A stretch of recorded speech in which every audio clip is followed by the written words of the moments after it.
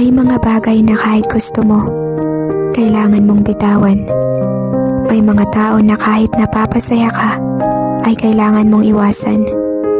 May mga desisyon na dapat gawin kahit napipilitan.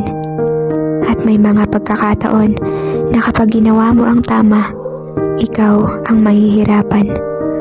Dahil may mga bagay na kapag pinagpilitan, sa huli, ikaw rin ang masasaktan. Mga nakasanayan dapat nang kalimutan.